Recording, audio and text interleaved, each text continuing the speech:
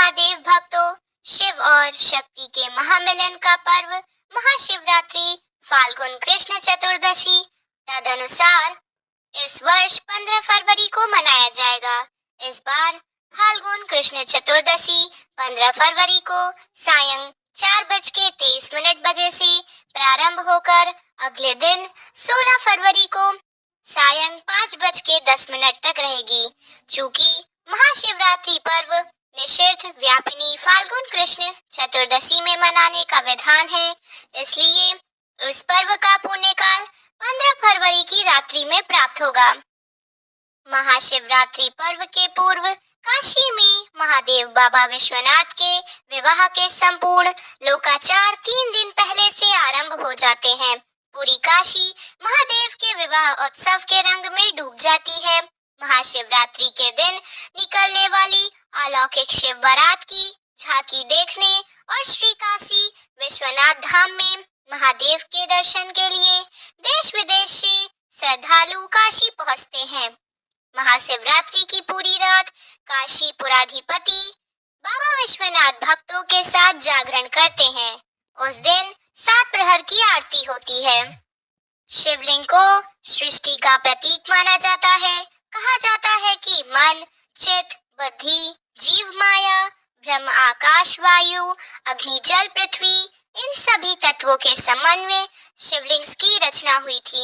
यही कारण है कि महाशिवरात्रि की रात्रि में की गई शिव साधना अत्यंत फलदायी मानी जाती है और भक्तों की मनोकामनाएं पूर्ण होती हैं।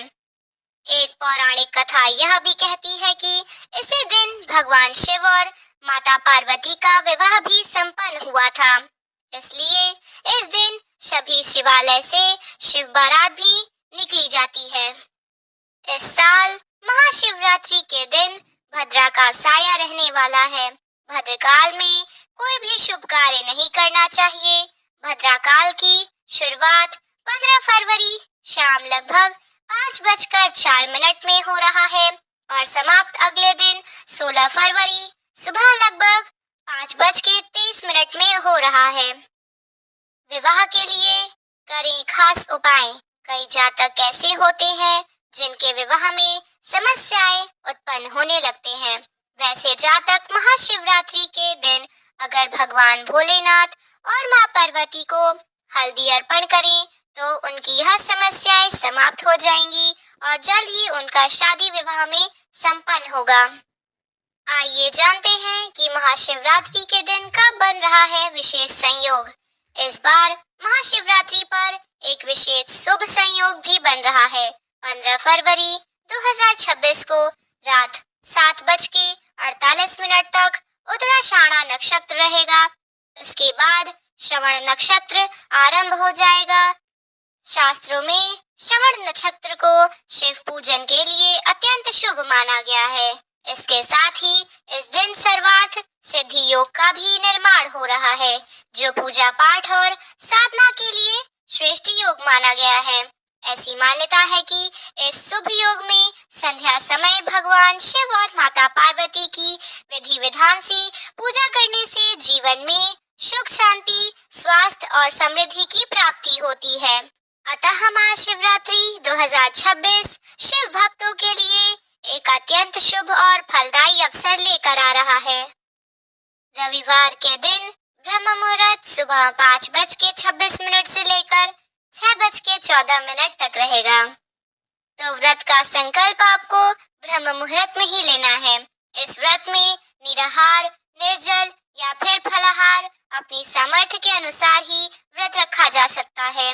तो व्रत रविवार को सुबह से प्रारंभ होकर अगले दिन सोमवार के सूर्योदय तक रखना होगा और रविवार को सूर्योदय होगा सुबह 7:03 पर और सूर्यास्त होगा शाम 6:18 पर और इस दिन सिद्धि योग सुबह 3:17 तक ही रहेगा।